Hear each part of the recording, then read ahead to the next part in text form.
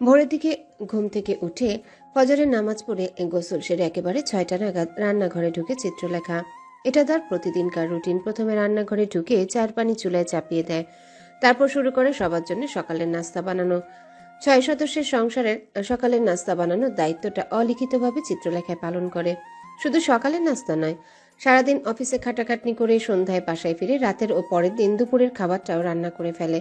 এত খাটাখাটনি করলেও চিত্রলেখার কপালে ক্লান্তি বা মন খারাপের কোনো রেখা দেখা যায় না কখনো। বরং এই মানুষগুলোর জন্য করতে তার ভালোই লাগে।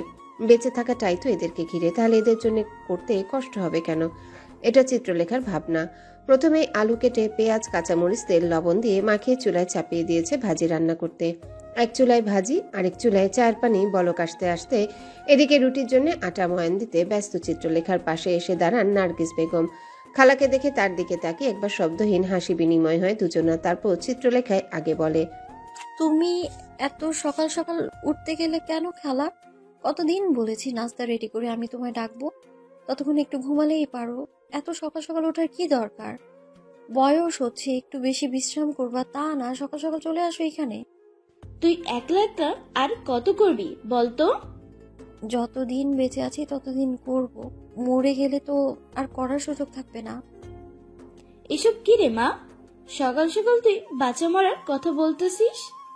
জীবন মৃত্যু এইসবই তো জীবনের আসল সত্যি খালা, বাকি সব তো ক্ষণস্থায়ী। কি হয়েছে তোর? সকাল সকাল এমন কথা বলতেছিস কেন? মনটা খারাপ? না তো, কিছু হয়নি আমার, তুমি অহেতুকই ভাবছো। নার্গিস বেগম ভালো করেই জানেন হাজারো সমস্যা বা কষ্ট হলেও তা মুখ ফুটে বলবে না চিত্রলেখা। নিজের কষ্টগুলো ভেতরে চেপে রাখে সবসময়। মুখে না বললেও মায়ের জায়গায় দাঁড়িয়ে নার্গিস বেগম ঠিকই অনুভব করতে পারেন মেয়ের কষ্ট। মা হয়ে লালন পালন করেছেন, এতটুকু তো চেনেনি তিনি। তাই আপাতত আর এসব মন খারাপের প্রসঙ্গেও কথা বলে মেয়েটার মন আরো ভেঙে দিতে চান না তিনি। তাই প্রসঙ্গ পাল্টে বলেন, দে, আমি রুটি বেলে দেই। একদম না, যেখানে দাঁড়িয়ে আছো চুপচাপ ওখানেই দাঁড়িয়ে থাকো। নইলে একটা কাজ করো, তুমি গিয়ে ড্রয়িং রুমে বসো। চা বলক এসে পড়েছে, আর একটু লিকারটা গাঢ় হলেই তোমায় দিচ্ছি চা। এসব কাজ চিত্রলেখা একাই করে, কাউকে হাত লাগাতে দেয় না। গিয়ে বসতে বলার পরেও খালাকে ঠায় দাঁড়িয়ে থাকতে দেখে আবারও বলে, কি হলো, যাও খালা। আচ্ছা থাক, আমি কিছু করতে চাইবো না, এখানে তোর পাশে দাঁড়িয়ে থাকি। চুলা জ্বলতেছে, তোমার গরম লাগবে। নভেম্বর শুরু হয়ে গেছে, শীত পড়তে শুরু করেছে। এই সময় আবার কিসের গরম? থাকি না একটু, তোর সাথে গল্প করি। একটু পরেই তো বের হয়ে যাবি সারাদিনের জন্য। আমার কথা বলারও কেউ থাকে না। কেন, চারু তো সারাদিনই তোমার কাছে থাকে। ওর তো ক্লাস থাকে, বিকালে প্রাইভেটে যায়। ওর এত সময় কই আমার সাথে বসে আজাইরা গল্প করবে? খালার কথা শুনে হাসে চিত্রলেখা, কিন্তু হাসিটা যেন সম্পূর্ণ পরিস্ফুটিত হয় না তার চোখে মুখে। বরং দেখে মনে হচ্ছে জোরপূর্বক নিজেকে খালার সামনে হাসি খুশি রাখতে হাসছে। আবার রুটি বেলায় মন দেয় চিত্রলেখা। নার্গিস বেগমও কিছুক্ষণ চুপ করে থাকেন। কোনো একটা বিষয় ভেবে খানিকটা চিন্তিত তিনি, কিন্তু এই মুহূর্তে এসব কথা বলা উচিত হবে কিনা বুঝতে পারছেন না, তাই মনে মনে ছটফট করছেন। রুটি বেলতে বেলতে চিত্রলেখা বলে, কি বলতে চাও খালা, বলো তো শুনি। এমনটা সবসময় হয়। চিত্রলেখার কাছ থেকে কোনো কথা বা চিন্তা কোনোটাই আড়াল করতে পারেন না তিনি। ধরা পড়ে গিয়ে আমতা আমতা করে বলেন, না মানে আসলে। এসব মানে আসলে বাদ দিয়ে আসল কথাটা বলো। আমার রুটি বানানোর প্রায় শেষ, ওদের সবাইকে খাওয়ার জন্য রাখতে হবে। এর মধ্যে তোমার জরুরি কথাটা চট করে সেরে ফেলো তো। একটা না, দুটো কথা আছে। ঠিক আছে, একটা একটা করে দুইটা বলো, আমি শুনছি। কোনটা আগে বলবো বুঝতে পারতেছি না যে। রুটি বেলা এক মুহূর্তের জন্য বন্ধ করে খালার দিকে তাকায় চিত্রলেখা, তারপর বলে, তোমার মন যেভাবে সায় দেয় তুমি সেভাবেই বলো। যেটা আগে বলতে মন চায় সেটা আগে বলো। 2 মুহূর্ত চুপ করে থেকে মনে মনে নিজেকে গুছিয়ে নেন নার্গিস বেগম। তারপর বলেন, লিখনের সাথে রাতে কি কোনো কথা হয়েছে তোর? হইছে তো। কিছু বলছে ও তোরে? বলছে বিদেশ যাইতে চায়। হুম। তুমি এইটা নিয়ে চিন্তা করতেছো? রাতেই কথা হয়েছে ওর সাথে আমার, সব বলছে ও আমারে। কিন্তু কিভাবে কি করবি? ওর কথাই তো মনে হইতেছে ও খুব সিরিয়াস।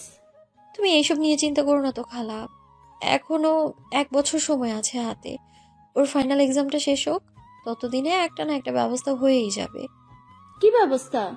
হয় ওর মাথা থেকে বিদেশ যাওয়ার ভূত নামবে, নয় টাকার জোগাড় হবে। এত টাকা কই থেকে জোগাড় করবি তুই? তা তো এখন জানি না খালা। ভবিষ্যতের চিন্তা এখন করে লাভ আছে বলো? পরেরটা পরে দেখা যাবে। তুমি এখন থেকে এইসব চিন্তা করে প্রেসার বাড়াচ্ছ কেন? তোর জন্য আমার চিন্তা হয় রে মা। সবার জন্য এত করিস, কিন্তু নিজের জন্য কোনোদিনও কিছু করিস না। হাসে চিত্রলেখা, জবাব দেয় না। নার্গিস বেগমও জানেন এসব কথাবার্তা এড়িয়ে চলে সে।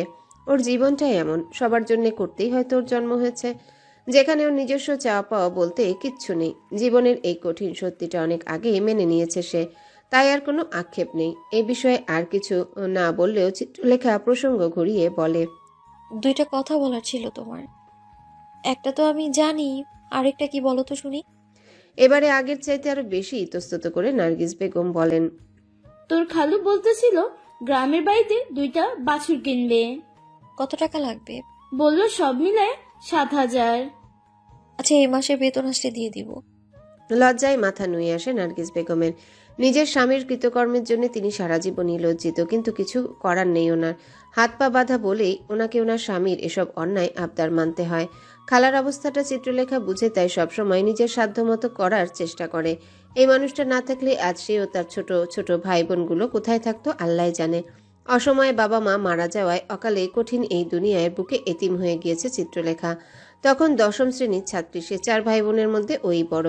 তারপর লিখন ওর থেকে 5 বছরের ছোট। 4 ভাই বোনের মধ্যে ছোট চারু ও চয়ন, ওরা দুজন যমজ। চিত্রলেখার বাবা মা মারা যাওয়ার সময় ওরা দুজন কোলের বাচ্চা ছিল। বাবা মায়ের কথা স্পষ্ট মনে নেই ওদের। আজও মনে আছে সেই দিনটার কথা চিত্রলেখার। বাড়িতে কিছু জমি জমার কাগজপত্রে স্বাক্ষর করতে হবে, জরুরি কাজ একদিনের জন্য যাবেন, তাই ছেলেমেয়েদের সঙ্গে নেয়নি। স্বামী স্ত্রী দুজনে সকাল সকাল রওনা হয়ে গিয়েছেন। একটা দিন থেকে কাগজপত্রে স্বাক্ষর করে পরের দিনই চলে আসবেন, কিন্তু সেই যাওয়া আর হয়নি। যাওয়ার পথে লঞ্চ ডুবে মারা যায় চিত্রলেখার বাবা মা। দুজনেরই লাশ পাওয়া গিয়েছিল। অসহায় পৃথিবীতে বাবা মা দুজনকে একত্রে হারিয়ে নিঃসঙ্গ এতিম হয়ে পড়ে ওরা 4 ভাই বোন। তখন চিত্রলেখার একমাত্র খালা এই নার্গিস বেগমই ওদের বুকে জড়িয়ে নিয়েছিলেন, নিজের সন্তানের মতো লালন পালন করেছেন। নার্গিস বেগম মমতা ভরে ওদের বুকে আগলে নিলেও ওনার স্বামী জামশেদ আলীর ক্ষেত্রে তা নয়। প্রথমে উনি রাজি হতে চাননি। নার্গিস বেগমের কোনো সন্তান নেই, কিন্তু ওনার শত আকেতুতেও মন গলেনি জামশেদ আলীর। নিজের স্বামীকে ভালো মতো চিনেন বলেই ওনাকে ওনার ভাষাতেই রাজি করিয়েছেন শেষ পর্যন্ত। শুনতে খারাপ শোনালেও এটাই সত্যি, জামশেদ আলী লোভী প্রকৃতির মানুষ, নিজের স্বার্থ ব্যতীত কিছুই বোঝেন না। চরম পর্যায়ে স্বার্থপর একজন মানুষ। শুরুতে ওদের 4 ভাই বোনকে নিজেদের কাছে রাখার পক্ষে ছিলেন না। বসিয়ে বসে 4 জন মানুষ খাওয়ানোর পক্ষে তিনি ছিলেন না কখনোই। বয়স কম হলেও ওই সময় সবকিছু বোঝার মতো বয়স চিত্রলেখার হয়েছিল, তাই খালুর বলা কথাগুলো ঠিকই বুঝেছে। শেষমেশ নার্গিস বেগম বাধ্য হয়ে ওনারও চিত্রলেখার মায়ের অর্থাৎ 2 বোনের বাবার কাছ থেকে পাওয়া সম্পত্তি স্বামীর নামে লিখে দেওয়ার কথা জানালে উনি আর আপত্তি করেননি ওদের নিজের কাছে রাখতে। লোভ এমন এক কঠিন ব্যাধি যা মানুষের মনুষ্যত্ব ধ্বংস করে ফেলে, যার উদাহরণ স্বয়ং জামশেদ আলী। কতটুকু নিচু হলে সম্পত্তির লোভে এতিম বাচ্চাগুলোকে নিজের কাছে রাখতে রাজি হয় একজন মানুষ। অন্যদিক থেকে চিন্তা করলে সম্পত্তির লোভে হলেও জামশেদ আলী তো রাজি হয়েছেন, কিন্তু অপরপক্ষে চিত্রলেখার চাচা ফুপিরা কেউ ওদের দায়িত্ব নিতে রাজি হয়নি, এমনকি ওর বাবার সম্পত্তির অংশ বুঝিয়ে দেয়নি। ওরা ছোট বলে এড়িয়ে গেছেন। প্রাপ্তবয়স্ক হওয়ার পর চিত্রলেখা আর চাচাদের দাঁড়ে যায়নি। যারা অসময়ে মাথার উপর ছায়া হতে পারেনি, পরবর্তীতে তাদের সামনে গিয়ে দাঁড়ানোর রুচি হয়নি ওর। কোটি কোটি টাকার সম্পত্তি পাবে তেমনটা নয়, অল্প কিছু অংশের অংশীদার ছিল চিত্রলেখার বাবা, যা ওর চাচারা বলতে গেলে মেরে খেয়েছে। এসব প্রসঙ্গ উঠলে নার্গিস বেগম সবসময়ই বলেন, কারোর হক মেরে কেউ গিলতে পারবে না, হয় দুনিয়ায় নয় আখিরাতে। এই হিসাব দিতেই হবে। এসব নিয়ে চিত্রলেখার কোনো আক্ষেপ নেই। জীবনের এতগুলো বছর বাবা মায়ের ছায়া, আদর, ভালোবাসা ছাড়া কাটিয়ে দিয়েছে। সেখানে বাবা নামের কিছু সম্পদ না পেলেও এই জীবন কোনো রকমে চলেই যাবে, চাক্কার হাওয়া বের হয়ে যাওয়া লক্কর-ঝক্কর রিকশার মতো। খালার মন ভার হয়ে আছে তা বুঝতে পেরে চিত্রলেখা 2 কাপ চা বাড়িয়ে দিয়ে বলে, তুমি চা নিয়ে গিয়ে বসো, আর মাত্র 2 পিস রুটি সেকা বাকি। শেষ করে আসছি আমি। চা খেতে খেতে আজকে অনেক গল্প করবো দুজন, কেমন? নার্গিস বেগম আর কথা বাড়ান না, চায়ের কাপ হাতে ড্রয়িং রুমের দিকে পা বাড়ান। রায়ের বাজারের এই একতলা বাড়িটা জামশেদ আলীর। ওনার বাবার করে দেওয়া অবশ্য, বাবা মায়ের একমাত্র ছেলে তিনি, অথচ ওনার নিজের কোনো সন্তান নেই। এমনকি ওনার ঘরে থাকা এতিম ছেলেমেয়েগুলোর দিকে কোনোদিনও মায়াভরা দৃষ্টিতে একবারের জন্য তাকাননি। বাড়িটা নিজের হওয়ার সুবিধা এতটুকুই হয়েছে, এতগুলো মানুষের মাথা গোঁজার ঠাঁই হয়েছে। তা না হলে মাস শেষে মোটা অঙ্কের ভাড়া গুনতে হতো, যা এখন দিতে হয় না। ঢাকা শহরে ভাড়া থাকা অনেক কঠিন, কিন্তু বাড়ি ভাড়া না গুনতে হলেও সংসারের অন্যান্য খরচ ঠিকই চিত্রলেখাকে দিতে হয়। বলা যায় এতগুলো মানুষের খাওয়ার খরচের সবটাই ও একা হাতে সামলায়। সংসার খরচের পাশাপাশি ছোট ভাই বোনদের লেখাপড়া, আবদার, সব দিকেই খেয়াল রাখতে হয় চিত্রলেখাকে। জীবনটা অনেক কঠিন ওর জন্যে, তবু এই জীবন নিয়ে কোনো অভিযোগ নেই। দিন শেষে বেঁচে থাকাটাই মুখ্য ওর জন্যে। হোক টুকটাক, তবু ভাই বোনগুলোর খেয়াল রাখতে পারছে, আবদার পূরণ করতে পারছে, এতেই খুশি। মাঝে মধ্যে আফসোস হয় ভাই বোনদের সকল চাহিদা জোগাড় করতে পারে না ভেবে। সব করতে ইচ্ছা করলেও পারে না। স্বাদ আছে কিন্তু সাধ্য নেই ওর। তবে কোনোদিনও যদি হয়, সেদিন দুনিয়াটা এনে ভাই বোনগুলোর মাথার উপর ছিটিয়ে দেবে সে। নাস্তা বানানো শেষ করে রান্নাঘর গুছিয়ে মাথায় পেঁচিয়ে রাখা গামছাটা বাইরের বারান্দায় মেলে দিয়ে আসে চিত্রলেখা। আসার সময় হাতে করে টোস্টের ডিব্বা নিয়ে আসে। সকাল সকাল তাদের খালা ভাগ্নির চা আর টোস্ট খাওয়ার অভ্যাস অনেক দিনের। চিত্রলেখা এসে খালার পাশে বসতেই নার্গিস বেগম বলেন, আমার কাছে আয়, হাতে নেড়ে চুলগুলো শুকিয়ে দিই। চায়ের কাপ হাতে নিয়ে খালার সামনে নিচে বসে যায় চিত্রলেখা। কোমর পর্যন্ত লম্বা মোটা গোছার চুল, মাথা ভর্তি।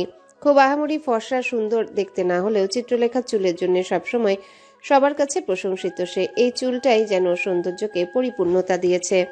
চিত্রলেখার মাথার চুল হাতে নাড়তে নাড়তে নার্গিস বেগম বলেন, সবার জন্য দিনরাত এক করে চিন্তা করিস, নিজের জন্য কবে ভাববি তুই? নিজের জন্য আলাদা করে ভাবার কি আছে? ও মা, ভাবার কিছু নাই। কে বললো? তোর বয়স হচ্ছে, বিয়ে দিতে হবে না? তুমি আবার আমার বিয়ের কথা ভাবছো? তো ভাববো না? বয়স কত হয়েছে সেই খেয়াল আছে তোর? আমি বিয়ে করে অন্যের ঘরে চলে গেলে এই সংসার কেমনে চলবে বলো তো খালা? সেই চিন্তা এখন তোকে আর করলেও চলবে না।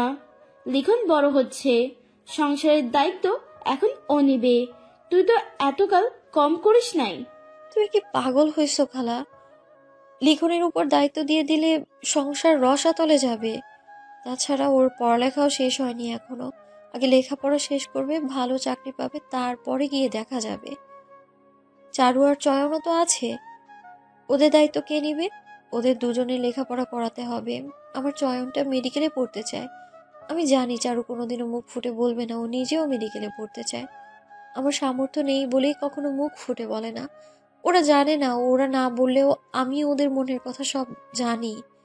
আমি ওদের মনের খবরটা রাখি। আল্লাহ আমাকে আর একটু তৌফিক দিলে কি হতো খালা? কষ্টে বুক ভার হয়ে আসে চিত্রলেখার। তবু নিজেকে সামলে নেয় সে। খালার সামনে নিজের দুর্বলতা প্রকাশ করতে চায় না, কিন্তু না চাইলেও নার্গিস বেগম বুঝে যান মেয়ের মতো ভাগ্নির জন্য ওনারও হৃদয় পড়ে।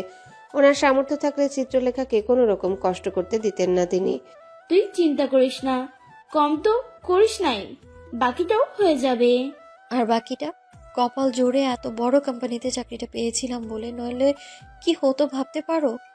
ভাগ্যিস তখন ইউনিভার্সিটিতে ফ্রি কম্পিউটার কোর্সের সুযোগ পেয়ে সেটা লুফে নিয়েছিলাম। নাহলে এত বড় কোম্পানির কম্পিউটার ডিপার্টমেন্টে একজন এক্সিকিউটিভ হিসেবে চাকরি পাওয়া তো আমার মতো ন্যাশনালে পড়া ছাত্রীর জন্য দিবা স্বপ্ন ছাড়া আর কিছুই না খালা। তুই এভাবে বলতেছিস কেন? সত্যি বলতেছি খালা, কম্পিউটার কোর্সটা না জানা থাকলে এই চাকরি আমি জীবনেও পেতাম না। তুমি জানো অন্য আরো যে 6 জন আছে, ওরা তো ভালো ভালো ইউনিভার্সিটি থেকে পাশ করেছে, তাও পোস্ট গ্রাজুয়েট করা। সেখানে আমি ন্যাশনাল থেকে গ্রাজুয়েশন করেছি মাত্র। ওদের লেখাপড়ার কাছে আমার পড়ার কোনো দাম নেই, আমি কিছুই না সেখানে। নার্গিস বেগম কিছু বলতে নেন, কিন্তু তখনই চোখ ডলতে ডলতে চারু এসে উপস্থিত হয়। চিত্রলেখার কোল ঘেঁষে বসে বলে, আমাকে ডাকো নাই কেন আপা? একা একা সব কাজ করছো কেন? চারুকে বুকে জড়িয়ে বোনের চাঁদিতে চুমু খায় চিত্রলেখা। নার্গিস বেগম আর কিছু বললেন না, দুই বোনকে দেখে চোখ জুড়ান। সকাল সকাল নাস্তার টেবিলে বসে রৌনক প্রথমে চায়ের কাপে চুমুক দেয়। তা দেখে পাশে বসে থাকা তার মা দিলারা জামান খেকিয়ে ওঠেন। ছেলেকে ধমকে সুরে বলেন, তোর এই বাজে অভ্যাস কবে পরিবর্তন হবে রনক? কতদিন বলেছি খালি পেটে চা খেতে হয় না, অ্যাসিডিটির সমস্যা হবে। মায়ের ধমকের সাথে সাথে পরপর আরো 2 চমক চা খায় রৌনক। তারপর চায়ের কাপটা নামিয়ে রেখে বলে, তুমি জানো এটা আমার পুরনো অভ্যাস, চাইলেও ছাড়তে পারবো না। তবু প্রতিদিন এক বিষয় নিয়ে জ্ঞান জ্ঞান করতে ভালো লাগে তোমার? এত এনার্জি পাও কোথায় তুমি? ছেলের কথা শুনে ইতিমধ্যেই রেগে গেছেন দিলারা জামান, কিন্তু আপাতত এই বিষয়ে আর রাগ করেন না। তিনি ছেলের সাথে ঝামেলা করতে চান না, আজকের দিনটা সুন্দর হোক এমনটাই চান। তাই প্রসঙ্গ পাল্টে বলেন, তোরা আজ জলদি চলে আসিস। তোরা বলতে যে দিলারা জামান রৌনক ও ওনার বড় ছেলের বউ তানিয়াকে বুঝিয়েছেন, তা বুঝতে অবশ্য কারো কোনো অসুবিধা হয়নি। এই বাড়িতে দুজন মানুষই অফিস করেন, তারা হচ্ছে রৌনক জামান এই বাড়ির ছোট ছেলে, জামান গ্রুপের বর্তমান সিইও, আর তানিয়া রহমান রৌনকের বড় ভাই রাদিন জামানের বউ। তানিয়া কোম্পানির ফাইন্যান্স ডিপার্টমেন্টের হেড, চমৎকার ক্যারিয়ার ফোকাসড একটা মেয়ে। দিলারা জামানের দুইটাই ছেলে, রাদিন ও রৌনক। ওদের বাবা মারা গেছে বছর 5 আগে। রৌনকের বাবা বেঁচে থাকতে এই কোম্পানি তিনিই সামলাতেন। আচমকা একদিন হার্ট অ্যাটাক করে মারা যান 5 বছর আগে। তখন থেকেই বাবার পজিশনে কোম্পানি সামলে আসছে রৌনক। জামান কোম্পানির সাথে কেবল নামে জড়িত রাদিন, এছাড়া ব্যবসার প্রতি কোনো আগ্রহ নেই তার। কিন্তু এর মানে এই নয় যে সারাদিন ঘরে শুয়ে বসে থাকে। রাদিন একজন সফল আর্টিস্ট, তার আঁকা চিত্রকর্ম দেশে এমনকি বিদেশেও অনেক খ্যাতি পেয়েছে। তার ধ্যান জ্ঞান সবটাই কেবল চিত্রকর্মের প্রতি, বাকি দুনিয়ার অন্য সবকিছুর সাথে তার সম্পর্ক ফরমাল। এমনও হয়েছে মনের মতো ছবি আঁকতে সে দিনের পর দিন নিজেকে ঘরবন্দি করে রেখেছে, কখনো বা কাউকে না জানিয়ে নিরুদ্দেশ হয়েছে।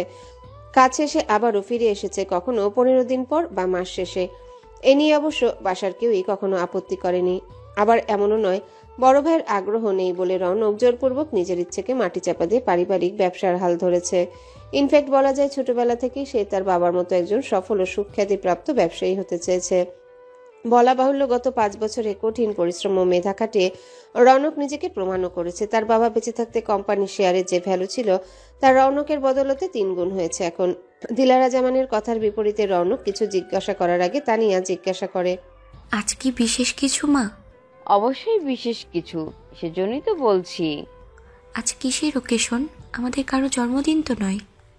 না না, অমন কিছু না, শাহবাজের দাওয়াত করেছি ডিনারে। হঠাৎ সাবাদের দাওয়াত করার ওকেশন কি? অকেশন তো কিছু একটা আছেই। এবারে রাদিন বলে, সেটাই তো আমরা জানতে চাই মা, এত বনিতা না করে আসল কারণটা বললেই পারো। দিলারা জামান ছোট ছেলে রৌনকের মুখের দিকে তাকিয়ে বলেন, আমি আজ সাবার বাবা মায়ের সাথে সাবা আর রনকের বিয়ের কথা আলোচনা করব। ওনাদের মতামত জানতে চাইবো আর কি, আর ওনাদের জানাবো আমি সাবাকে আমার রনকের বউ করে আনতে চাই। সাবার নাম শুনে রৌনক বুঝে গিয়েছিল এরপর তার মা কি বলবে, তাই সাবার প্রসঙ্গ উঠতে তার চোয়াল শক্ত হয়ে গেছে। কিন্তু সকাল সকাল নাস্তার টেবিলে রৌনক কোনো ধরনের সিন ক্রিয়েট করতে চায় না বলে এই বিষয়ে কথা বলে না। সবাই একটা চালের রুটি হাতে নিয়েছিল সে, কিন্তু আজ আর খাওয়া হবে না তার। চায়ের কাপে আরেকটা চুমুক দেয় সে। শাশুড়ির কথা শুনে তানিয়া একবার রৌনকের মুখের দিকে তাকায়, তারপর শাশুড়িকে বলে, ওনাদের এভাবে ইনভাইট করার আগে একবার রনকের সাথে কথা বলে নিলে ভালো হতো না? ছেলের মুখের দিকে তাকিয়ে দিলারা জামান বলেন, ওকে আবার আলাদা করে কি জিজ্ঞেস করব? আর কতদিন আপত্তি করবেও? এভাবে কি সারা জীবন একা কাটিয়ে দিবে নাকি? তানিয়া হয়তো আরো কিছু বলতে নিয়েছিল, কিন্তু রৌনক চেয়ার ছেড়ে দাঁড়িয়ে পড়ায় সে আর কিছু বলে না। চেয়ার ছেড়ে উঠে দাঁড়িয়ে রৌনক মিমি ও মিশকাতকে উদ্দেশ্য করে বলে, তোমরা জলদি নাস্তা করে আসো, আমি গাড়িতে অপেক্ষা করছি। মিমি মিশকাত দুজনে বাধ্য বাচ্চার মতো মাথা নেড়ে বলে, ওকে ছোট পাপা। এরা দুইজন হচ্ছে এই পরিবারের জান, রাদিন ও তানিয়ার ছেলে মেয়ে। রৌনকের কলিজার টুকরা দুজনে। প্রতিদিনের রুটিন, সকালে রৌনক ওদের স্কুলে নামিয়ে দিয়ে তারপর অফিসে যায়। ওদের স্কুল শেষ হলে রৌনকের ড্রাইভার বাসায় নিয়ে আসে। বাড়িতে আরো 3টা গাড়ি থাকা সত্ত্বেও ওরা দুজন রৌনকের গাড়ি ছাড়া অন্য কোনো গাড়িতে স্কুলে আসা যাওয়া করে না, এমনকি ঘুরতে বেড়াতেও যেতে চায় না। ওরা দুজনই রৌনকের জন্য অনেক বেশি গুরুত্বপূর্ণ, তাই ওদের যে কোনো আবদার সে মেনে নেয় বিনা বাক্য ব্যয়ে। রৌনক নাস্তা না করে চলে যেতে চাচ্ছে দেখে দিলারা জামান বলেন, সে কি রনক, তুই নাস্তা না করে চলে যাচ্ছিস কেন? এই মুহূর্তে এসে মায়ের সঙ্গে কথা বলতে চায়নি, কিন্তু কিছু না বলেও পারছে না। জবাব না দেওয়াটাও বেয়াদবি, তাই বাধ্য হয়ে চেয়ারে বসে পড়ে বলে, আমি তোমাকে আগেও নিষেধ করেছি এমন কিছু করতে। এটা কেমন কথা রনক? আমি তোর মা, তোর ভালো মন্দ দেখা আমার দায়িত্ব। তাছাড়া আমি তো সারা জীবন বাঁচবো না, একদিন আমিও তোর বাবার মতো মরে যাব, তখন কে দেখবে তোকে? আমি নিজেই নিজেকে দেখবো মা, যখন তুমি থাকবে না তখনকারটা তখন দেখা যাবে। এখন কেন এসব কথা আসছে? আমার কাউকেই প্রয়োজন নেই। আর কতবার বলে বোঝাবা তুমি? দেখো রনক, এবার তোকে বিয়ে করতেই হবে। ফস করে জোরে একটা শ্বাস ছেড়ে রৌনক চোয়াল শক্ত করে বলে, আমি আগেও বলেছি, এখন আবারও বলছি, আমি আর বিয়ে করব না। তো এসব পাগলামি করার কোনো মানেই হয় না। নিজের কথায় বিরতি না দিয়ে মাকে আর কিছু বলার সুযোগ না দিয়ে রৌনক তানিয়াকে বলে, আমি বাচ্চাদের নিয়ে যাচ্ছি ভাবি। আর অপেক্ষা না করে বেরিয়ে যায় সে। রৌনক বেরিয়ে যেতেই তানিয়া পরিস্থিতি ঠান্ডা করতে বলে, এসব করার আগে আপনি অন্তত একবার আমাকে জানাতেন মা। রনক চায় না তাহলে কেন ওকে ফোর্স করছেন? তুমি ওকেই সাপোর্ট করছো বৌমা। এভাবে কতদিন একা থাকবে ও? তোমারও তো উচিত ওকে বুঝিয়ে বলা, তা না করে উল্টো তুমি আমাকে বোঝাচ্ছ। আমি আপনাকে বোঝাচ্ছি না মা, আমি জাস্ট বলতে চাচ্ছি এভাবে কাজ করলে রনক কোনোদিনও রাজি হবে না। ওর সাথে কথা বলতে হবে ঠান্ডা মাথায়। ও প্রচণ্ড জেদি, তা তো আপনি ভালো করেই জানেন। ওর সাথে জেদ দেখালে পারবেন না। বউকে সমর্থন দিয়ে রাদিন বলে, এমন করলে রহনক কোনোদিনও আবার বিয়ে করতে রাজি হবে না মা। 6 বছর তো কম সময় না। অতীত ধরে বসে থাকলে কিভাবে সামনে আগাবে ও? আপনি ভুল ভাবছেন মা, আপনার ছেলে অতীত আঁকড়ে ধরে বসে রয়নি, ওর শুধু সময় প্রয়োজন। আমি বুঝি না তোমাদের এসব কথা, আর বুঝতেও চাই না। তোমরা আসলে আসবা আর না আসলে নাই। আমি আজ সাবার বাবা মায়ের সাথে কথা বলবো, আর এটাই ফাইনাল। তানিয়া আর কিছু বলে না। ভালো করে জানে তার শাশুড়ি উচ্চ লেভেলের ঢিঠ মানুষ। সহজ কথা একে বোঝানো সম্ভব নয়, আপাতত চেষ্টাও করে না। এর চাইতে ভাবে অফিসে গিয়ে রৌনকের সাথে কথা বলবে এই বিষয়ে। এটাও ঠিক, ইটস হাই টাইম রৌনকের আবার বিয়ে করা উচিত। এভাবে সারা জীবন একজনের পক্ষে একা থাকা সম্ভব নয়, এটা রৌনককেও বুঝতে হবে। 8:30 নাগাদ বাসা থেকে বেরিয়ে পড়ে চিত্রলেখা। 10টায় অফিস, কিন্তু 10-15 মিনিট আগেই উপস্থিত থাকে সে সবসময়। শুধু চিত্রলেখা একা নয়, অফিসের সবাই 9:45টার মধ্যে ইন করে। বাসা থেকে বেরিয়ে গলির মাথায় আসে চিত্রলেখা। মেন রোডে এসে বাসে উঠবে বলে প্রতিদিনের মতো আজও গলির মাথায় আসতেই তার পথ আগলে দাঁড়ায় মামুন। এটা এখন রোজকার নিয়ম হয়ে গেছে। শুক্র শনি বাদে সপ্তাহের বাকি 5 দিনই মামুনি কাজ করে। হোক শীত, গ্রীষ্ম বা বসন্ত, একদিনও বাদ যায় না। এই এলাকার স্থানীয় ছেলে সে। চিত্রলেখার খালুর বাড়ির ঠিক ডান পাশের 5তলা বাড়িটা মামুনদের। 4 ভাইয়ের মধ্যে মামুন 3 নাম্বার। মাধ্যমিক পাশ করার পর আর পড়ালেখা করেনি। পড়তে তার ভালো লাগে না, শুধু পড়ালেখা নয়, কিছুই করতে তার ভালো লাগে না। মামুনের বাবা এলাকার প্রভাবশালীদের একজন। এই এলাকায় ওদের অবস্থা উচ্চ পর্যায়ে। 3টা বাড়ি আছে, বাজারে দোকান আছে 8 কি 10টা। এছাড়াও কেরানীগঞ্জে মামুনের বাবার একটা কারখানা আছে। কিসের কারখানা সেটা অবশ্য চিত্রলেখা জানে না, কখনো জানার আগ্রহ হয়নি। ছোটবেলা থেকেই চোখের সামনে চিত্রলেখাকে বড় হতে দেখেছে মামুন, আর দেখতে দেখতে কখন ভালোবেসে ফেলেছে তা সে নিজেও জানে না। এই পর্যন্ত কম করে হলেও শখানেকবার মামুন চিত্রলেখাকে তার মনের কথা জানিয়েছে, কিন্তু প্রতিবার সে তা ভদ্রভাবে প্রত্যাখ্যান করেছে। এতে মামুন কখনো উচ্চবাচ্য করেনি, হুমকি ধমকিও দেয়নি, বরং বেহায়ার মতো 2বার তার মাকে পাঠিয়েছে চিত্রলেখার খালার কাছে বিয়ের প্রস্তাব দিয়ে। সেই প্রস্তাবও নাকচ করেছে সে। সুন্দরভাবে বুঝিয়ে বলেছে ছোট ভাই বোনদের যার যার পায়ে দাঁড় না করিয়ে তার পক্ষে বিয়ে করা সম্ভব নয়। মামুনটা ছোটবেলা থেকে অলস ভবঘুরে ধরনের। সহজ ভাষায় এলাকার লোকজন তার পিছনে তাকে ভাদাইম্মা বলে ডাকে। এই খবর মামুন জানে, তবু কানে নেয় না। জীবনে কোনো কাজ সিরিয়াসভাবে করেনি সে, কেবল একটা কাজ ব্যতীত, আর তা হচ্ছে চিত্রলেখাকে ভালোবাসা। এই একটা কাজই সে মন প্রাণ দিয়ে করেছে। শেষ পর্যন্ত চিত্রলেখা তার হবে কি না তা না জেনে নিজের সবটুকু ভালো লাগা ভালোবাসা মামুন চিত্রলেখার নামে লিখে দিয়েছে। বিনিময়ে এখন পর্যন্ত কিছু পায়নি, ভবিষ্যতে পাবে কি না সেটাও জানা নেই তার। চিত্রলেখা গলির মাথায় এগিয়ে আসতে টং দোকানে বসে চা খেতে থাকা মামুন হাতের কাপটা নামিয়ে রেখে এগিয়ে আসে। অন্য পাশে তার বাইক পার্ক করা আছে। দূর থেকে সেটা আগেই দেখে ফেলেছিল চিত্রলেখা। বাইক দেখে আন্দাজ করে নিয়েছিল বাদরটা আশেপাশেই আছে, তবুও চেষ্টা করেছিল মামুন তাকে দেখে ফেলার আগে সটকে পড়তে। প্রতিদিন এই লোকটার সাথে 10-15 মিনিট ঘ্যান ঘ্যান করে দেরি হয়ে যায় তার। সেই জন্যই 8:30টায় বাসা থেকে বের হয় সে। নয়তো 9টায় বের হলেও ঠিক সময় মতো পৌঁছাতে পারে, কিন্তু নিয়ম করে মামুন পথ আটকায় বলে বাধ্য হয়ে চিত্রলেখাকে দাঁড়িয়ে পড়তে হয়। এভাবে প্রতিদিন 2টা বাস মিস হয় ওর। মামুন পথ আটকে দাঁড়িয়ে কিছু বলার আগেই চিত্রলেখা নিজেই বলে, মামুন ভাই, আপনার কি কোনো কাজ নেই? আপাতত তোমার পথ দেখা ছাড়া আর কোনো কাজ নেই। তুমি চাইলে আমাকে একটা কাজ দিতে পারো। কিন্তু আপনাকে দেওয়ার মতো কোনো কাজ আমার নেই। একটা কাজ আছে, তুমি চাইলে আমি করতে পারি। কি কাজ? তোমাকে প্রতিদিন অফিসে দিয়ে আসা আর নিয়ে আসার কাজ। তোমাকে কষ্ট করে বাসে ঝুলে যাওয়া আসা করা লাগবে না, বাইকও কম সময় লাগবে। আপনার অনেক ধন্যবাদ মামুন ভাই, কিন্তু আমি এমনি ভালো আছি। আমার কোনো বিশেষ সার্ভিসের প্রয়োজন নেই। আপনি শুধু দয়া করে আমার পথ আটকানো বন্ধ করেন। আপনার জন্য আমার প্রতিদিন দেরি হয়। তুমি আমার প্রস্তাবে রাজি হয়ে গেলেই তো আমি আর পথ আটকে দাঁড়াই না। আব্বা আম্মা বিয়ের জন্য প্রেসার দিচ্ছে মায়া। আপনি আবার আমায় মায়া বলে ডাকলেন? আমি সারা জীবনই তোমার মায়া বলে ডাকবো।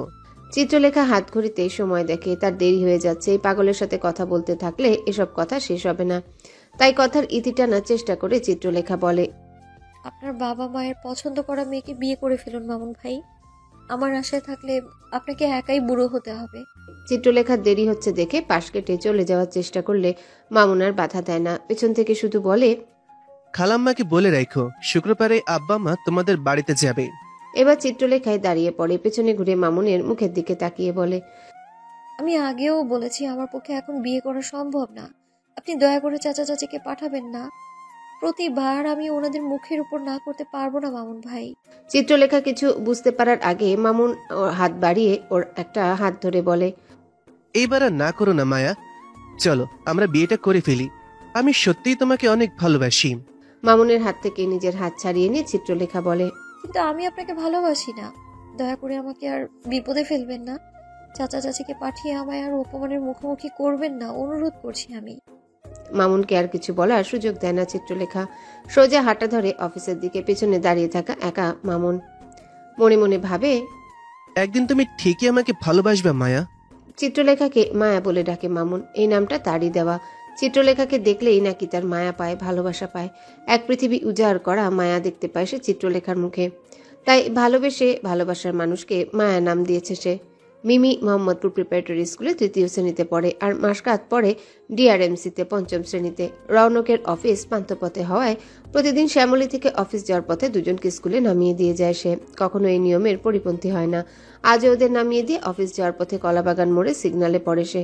পেছনের সিটে বসে ক্লাস না নামিয়ে বাইরে তাকালে ঠিক তার গাড়ির পাশে দাঁড়িয়ে থাকা একটা বাস থেকে চিত্রলেখাকে নামতে দেখে রৌনকের দৃষ্টি ওখানে স্থির হলো বুঝি। সিগন্যালে দাঁড়িয়ে থাকা গাড়ির ফাঁক গলে ফুটপাতে উঠে যায় মেয়েটা। জোর পায়ে হেঁটে চিত্রলেখার সামনে এগিয়ে গিয়ে বামে মন নিয়ে হাওয়ায় মিলিয়ে যায়। এখান থেকে তাকে আর দেখা যাচ্ছে না। সেদিকে খানিকক্ষণ তাকিয়ে থেকে সামনের দিকে তাকায় রৌনক। সিগন্যাল কখন ছাড়বে সেই আশায়। কয়েক সেকেন্ড বাদে সিগন্যাল ছেড়ে দিলে গাড়িটা ঠিক সেই পথ ধরেই আগায়, যে পথ ধরে একটু আগে চিত্রলেখা নামক চিমচাম দেখতে মেয়েটা হেঁটে গেছে ব্যস্ত ভঙ্গিতে। ওকে দেখলেই মনে হয় ওর 2 কাঁধে রাজ্যের সব দায়িত্ব চাপিয়ে দেওয়া হয়েছে। যেসব দায়িত্বের ভারে দিনকে দিন মেয়েটা হাসতে ভুলে যাচ্ছে। গাড়িটা স্কোয়ার হাসপাতাল অতিক্রম করতে রৌনক আবারও চিত্রলেখাকে দেখতে পায়। দূর থেকে দেখলেও চিনতে পারে, খুব একটা অসুবিধা হয়নি তার। চট করে ড্রাইভারকে বলে গাড়ি থামাতে। বাম পাশে গাড়িটা দাঁড় করালে নেমে গিয়ে ফুটপাতে দাঁড়ায় রৌনক। অনেকখানি দূরত্ব তাদের মাঝে। চিত্রলেখা হয়তো লক্ষ্যই করেনি দূরে দাঁড়িয়ে কেউ একজন দেখছে তাকে। দেখবে কিভাবে, সে তো ব্যস্ত নিজের ছেঁড়া জুতা ঠিক করতে। কলাবাগান সিগন্যালে বাস থেকে নেমে অফিস পর্যন্ত হেঁটে আসে সে। আজ আসার পথে দ্রুত হাঁটতে গিয়ে জুতাটা ছিঁড়ে গেছে। সে ছেঁড়া জুতাই মুচির কাছে দিয়ে সেলাই করে নিচ্ছে। আপাতত হাতে সময় নেই জুতা কিনতে যাওয়ার। হয়তো লাঞ্চ টাইমে নয়তো অফিসের পরে কিনে নেওয়া যাবে। আজকের দিনটা চালাতে পারলেই হলো। জুতা সেলাই করে নিয়ে আবার সামনের দিকে হাঁটা ধরে চিত্রলেখা ব্যস্ত ভঙ্গিতে। 10টা বাজতে খুব বেশি সময় নেই, জলদি পৌঁছাতে হবে তাকে। পেছনে দাঁড়িয়ে চিত্রলেখা যাওয়ার দিকে তাকিয়ে থাকে রৌনক। বাসা থেকে বের হওয়ার সময় যতখানি রাগ হয়ে বের হয়েছিল এই মুহূর্তে আর ততখানি রাগ অনুভব করছে না সে। অনেকটাই হালকা লাগছে নিজেকে। রৌনককে এভাবে দাঁড়িয়ে থাকতে দেখে ড্রাইভার নেমে এসে জিজ্ঞাসা করে, স্যার কি আজ অফিসে যাবেন না?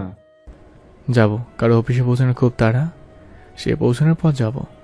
কার কথা বলছেন স্যার? তুমি চিনবে না।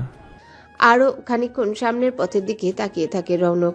যতক্ষণ চিত্রলেখাকে দেখা যায় ততক্ষণ এই তাকিয়ে থাকার, দাঁড়িয়ে থাকার অর্থ তার জানা নেই। মেয়েটার মধ্যে অদৃশ্য কোনো শক্তি আছে, তা মাসদের আগেই টের পেয়েছে রৌনক। যেদিন তারা প্রথম একে অপরের মুখোমুখি হয়েছিল, কিছু একটা মুগ্ধ করেছিল তাকে অজান্তে। অন্তরালেই হয়তো জন্ম নিয়েছে কোনো ব্যাখ্যাহীন অনুভূতির।